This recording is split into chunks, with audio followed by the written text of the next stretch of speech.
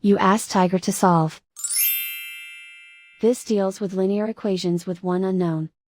The final result is b equals 3. Let's solve it step by step. Group all constants on the right side of the equation. Add 7 to both sides. Simplify the arithmetic.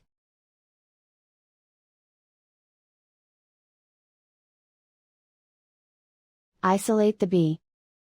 Divide both sides by 3. Simplify the fraction. Find the greatest common factor of the numerator and denominator. Factor out and cancel the greatest common factor. And so the final result is b equals 3.